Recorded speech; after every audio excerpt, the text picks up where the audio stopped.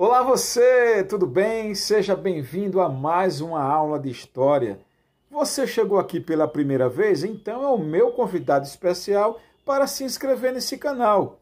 E todos vocês que estão me vendo agora, que já estão inscritos aqui no canal, já sabem. Antes de iniciar as minhas aulas, eu chamo essa moça e pedimos que você deixe o seu like, tá? Para ajudar no impulsionamento. Deixou o dislike? Então comenta abaixo o que é que você não gostou do vídeo, o que é que nós podemos melhorar. Fica à vontade. Aqui nós também aceitamos as críticas, tá bom? Até para que a gente venha melhorar o nosso conteúdo. O que é que você acha que a gente pode melhorar no nosso conteúdo? Gente, essa aula aqui é um prosseguimento da aula anterior, onde nós falamos aqui sobre as revoluções inglesas. Caso você tenha perdido ou chegou aqui pela primeira vez e está meio perdido, não tem nenhum problema. Basta você clicar aqui que você terá acesso à primeira aula. Volta lá, assista essa aula, para que você possa ter uma compreensão mais ampla do assunto que eu estou abordando aqui. Na aula passada eu encerrei falando que o Oliver Cromwell, ele morreu. E o Oliver Cromwell, ele era querido lá na Inglaterra, porém ele morreu. E quem assumiu o comando ali da Inglaterra foi o filho dele, Ricardo Cromwell. E hoje nós veremos como é que foi o reinado de Ricardo Cromwell, o que foi que aconteceu durante esse período. E nós também teremos acesso a uma revolução chamada de Revolução Gloriosa. E iremos aprender por que é que essa revolução ocorrida em 1688 recebeu o nome de Gloriosa, tudo bem? Vamos lá. Gente, é necessário que vocês compreendam que o Ricardo Cromwell, ele era diferente do pai em diversos aspectos. Então, filho de peixe, peixinho dizem as pessoas por aí. Porém, na prática, nem sempre as coisas funcionam da mesma maneira. Não é porque o pai se comporta de uma forma, não é porque as pessoas gostam de um pai, que as pessoas vão gostar do filho, ou que o filho vai se comportar da mesma maneira que o pai. O Ricardo Cromwell, ele não possuía algumas qualidades que o pai, Oliver Cromwell, possuía. Por exemplo, Ricardo não tinha o apoio do exército. Nós aprendemos na aula anterior que o Oliver Cromwell, ele era um cara muito carismático e que ele contava com um apoio maciço do exército. Inclusive, ele deu uma nova roupagem ao exército, não é? E outra coisa que faltava também ao Ricardo é que ele se mostrava incapaz de fazer alianças e de controlar as oposições. Quando você está no poder, você tem que demonstrar, possuir uma habilidade para fazer aliança política. A aliança política ela é necessária para que uma pessoa que está à frente no poder possa se manter no poder. Então, ele se mostrou incapaz de fazer aliança, ele se mostrou também incapaz de controlar as oposições que iam surgindo ali. E essas eram habilidades que o pai dele possuía, porém, ele, como filho, não possuía. E essa habilidade era muito importante, porque foi durante o governo do Ricardo Cromwell que surgiu uma forte oposição e dois grupos, né, eles vão se destacar aí. Os grupos que se destacaram foram o dos Levers, que são conhecidos como niveladores, e também o dos Diggers, que são conhecidos como os cavadores. Esses grupos, eles começaram a promover diversas manifestações, a promover diversas agitações durante o período do governo de Ricardo Cromwell, e era necessário que o Ricardo tivesse habilidade para contornar essa situação, e ele não tinha. Então esses grupos eles começaram a se tornar cada vez mais fortes, as ideias que esses grupos propagavam mostravam-se ideias que estavam conseguindo contar com o apoio popular, e a qualquer momento, né, poderia ocorrer uma verdadeira tensão social, o que iria abalar as estruturas do governo e que não seria bom para ninguém ali dentro daquele sistema. Vale a pena ressaltar de que essa oposição, esses grupos que faziam oposição ao Ricardo, eles não eram grupos homogêneos, ou seja, todos eles faziam oposição ao governo, porém, entre eles mesmos haviam divergências terríveis e que alguns desses grupos até mesmo entravam em confronto, porque eles divergiam no propósito, naquilo que eles queriam, naquilo que eles achavam que deveria ser implementado ali na Inglaterra, ou seja, os objetivos deles eram objetivos diferentes. A única coisa que eles tinham em comum era a oposição ao governo de Ricardo. Para que a gente possa ter uma visão mais ampla da divergência desses grupos, vamos analisar aqui, por exemplo, as pautas que eles defendiam, as principais. Claro que nós não vamos analisar todas, até para que o vídeo não fique tão extenso assim. Vamos começar pelos levers, pelos niveladores. Primeiro, eles defendiam a dissolução da Câmara dos Lordes. Então perceba que isso acabou atingindo não apenas o governo de Ricardo Cromwell, como também colocou em preocupação os membros, que faziam parte ali da Câmara dos Lordes. Eles defendiam também o voto para todos os homens, o voto sem restrição. Eles defendiam o fim dos dízimos para a igreja anglicana. Nesse ponto aqui, a igreja também começou a se mostrar preocupada com esse grupo, que era o grupo dos niveladores. Eles também defendiam o fim dos monopólios comerciais. Os monopólios comerciais foi um tema abordado, inclusive, na aula passada. Defendiam ainda o direito à pequena propriedade privada. A propriedade privada, ela deveria ser resguardada por lei. E é justamente aqui onde eles vão entrar em choque com o outro grupo, que é o grupo dos cavadores, o grupo dos diggers. Por quê? Vamos analisar o que é que esse segundo grupo defendia. Primeiro, eles defendiam uma reforma agrária radical, ou seja, eles achavam que todas as terras que faziam parte do governo, pertenciam ao governo, que pertenciam à igreja, que pertenciam aos grandes proprietários, essas terras elas deveriam serem confiscadas, elas deveriam ser tomadas. E aí, com essas terras tomadas, deveria haver uma reforma agrária, uma distribuição dessa terra para todos os pobres que viviam ali na Inglaterra. Então esse grupo aqui era um grupo que se inspirava em Jesus Cristo, principalmente lá naquela parte do Atos dos Apóstolos, onde fala que todos não tinham nada, todos tinham tudo em comum, eles dividiam aquilo que eles possuíam entre eles. Então essa era a mensagem principal dos cavadores. Eles queriam promover, na verdade, uma reforma agrária radical. E perceba, o primeiro grupo defendia o direito à propriedade privada. Se as pessoas têm direito à propriedade privada, você não pode tomar as terras delas. Por isso que esses dois grupos aqui, os cavadores e os niveladores, eles divergiam entre si, eles entravam em confronto. A única coisa que eles tinham em comum era a oposição ao governo de Ricardo Cromwell. E ao perceber que esses grupos cada vez mais se fortaleciam e que queriam inclusive a dissolução da Câmara dos Lordes, é claro que o Congresso começou a ficar preocupado, olhou para a figura do Ricardo Cromwell e viu que ele não era parecido com o pai, que ele não tinha força política, que ele não tinha capacidade para enfrentar esses grupos que se levantavam.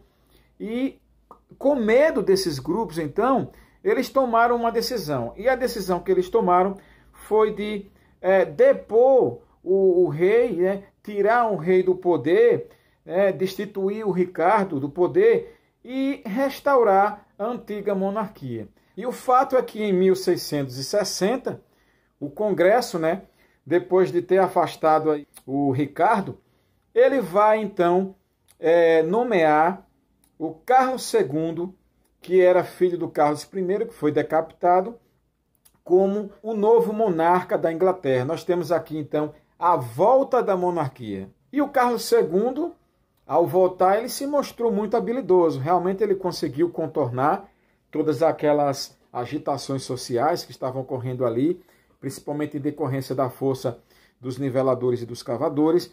Porém, esse rei, ele tinha características bem semelhantes ao seu pai, Carlos I. Por exemplo, Carlos I, ele acreditava piamente de que ele havia sido escolhido por Deus para o cargo qual ele ocupava. Por isso que ele foi resiliente durante o julgamento dele até a morte, porque ele acreditava que o reinado dele teria sido uma missão divina, ele era muito religioso.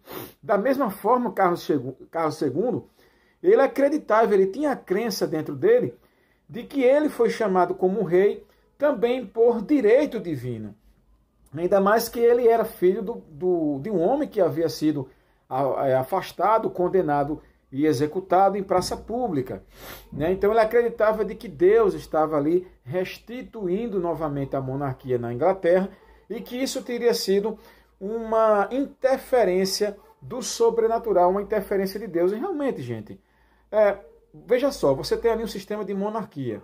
De repente esse sistema cai e se levanta ali um sistema completamente diferente, que é o republicano.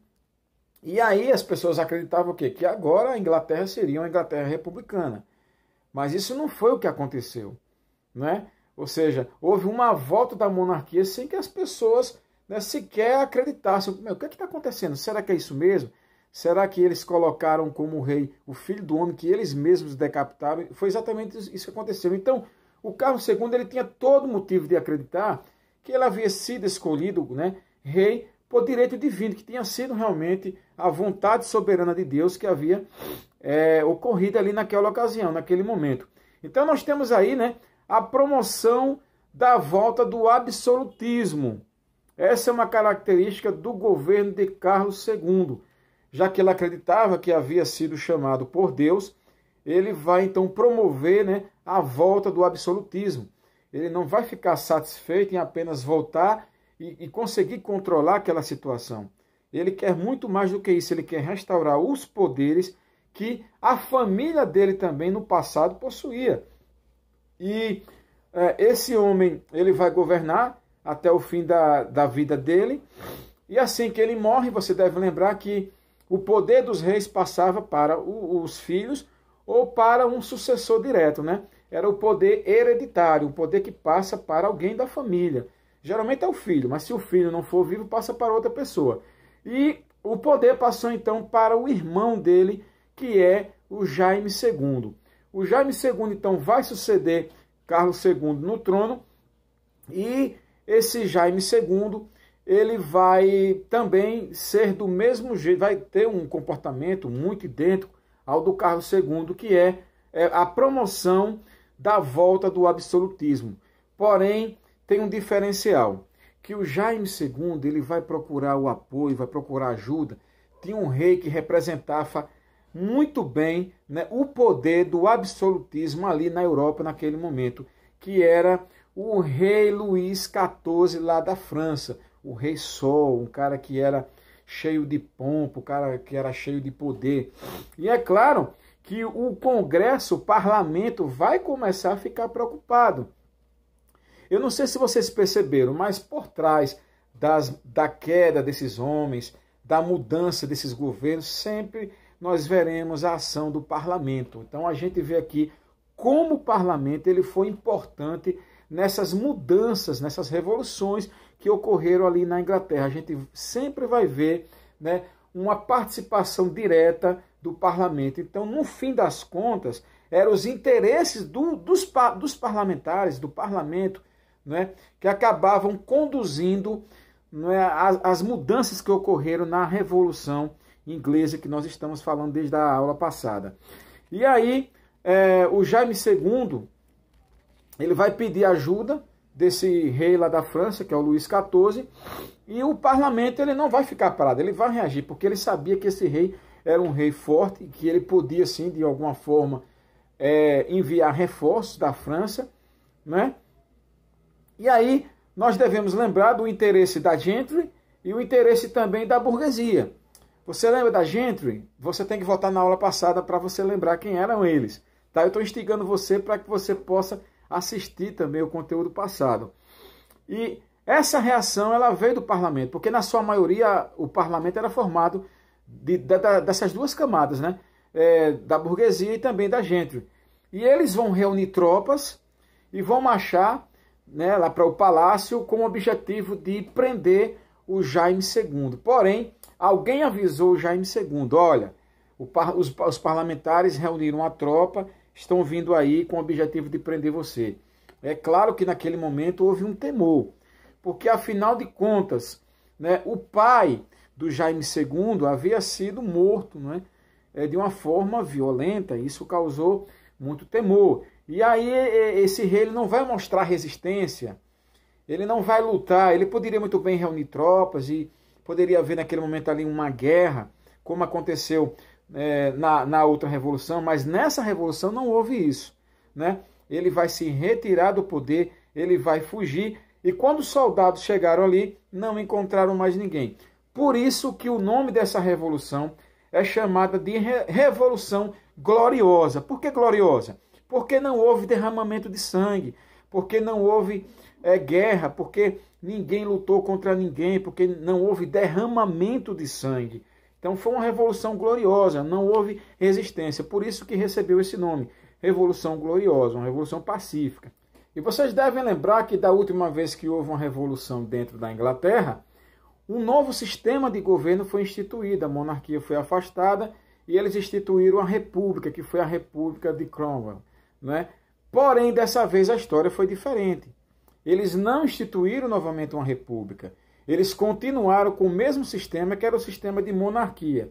O que eles fizeram foi apenas afastar um rei e eles convidaram outra pessoa para assumir no lugar. Porém, o sistema de rei, o sistema de monarquia, ele foi mantido. E quem eles convidaram? Eles convidaram o genro de Jaime, que era o Guilherme de Orange, príncipe lá da Holanda, casado com a filha do Jaime.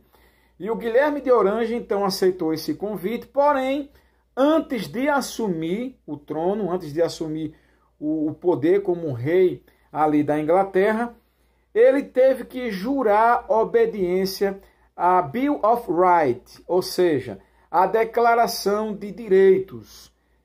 E atenção, você que está assistindo a minha aula e que é meu aluno, faça uma pesquisa, essa atividade dessa semana, faça uma pesquisa. O que foi a Bill of Rights? Você vai fazer essa pesquisa e você vai trazer para mim, tudo bem? Mas basicamente a Bill of Rights era um termo, era um compromisso que o rei assumia, reconhecendo que o parlamento, né, não poderia ser contrariado. Então, o rei ele não tinha um poder absolutista, o poder do rei estaria subordinado ao parlamento. E de fato, dizem que lá na Inglaterra, quem manda é o parlamento, não é a rainha, não é? Quem tem o poder absoluto é o parlamento. E o governo de Guilherme de Orange, ele vai acabar fortalecendo o desenvolvimento do capitalismo, porque ele vai tomar uma série de medidas que vão promover o crescimento das manufaturas, o crescimento das empresas rurais, o crescimento da indústria naval, e vai contribuir também para que a Inglaterra ela assuma a posição de liderança econômica e política, né, ali da burguesia inglesa. Isso vai acabar promovendo o desenvolvimento da Revolução Industrial, que será tema da próxima aula. E se você não quiser perder, eu vou te dar um conselho. Tem um botãozinho aí que é o sininho. Não tem um sininho? Você vai clicar, vai aparecer 3 opções. Você vai clicar na opção de cima, receber todas as notificações. Então, cada vez que eu lançar um vídeo aqui, você vai ser notificado. E aí, quando eu gravar a nova aula, que vai ser sobre a Revolução Industrial, você então vai clicar e você vai ter acesso à nossa próxima aula. Beijo no seu coração, não se esquece de deixar o joinha e até a próxima aula. Valeu!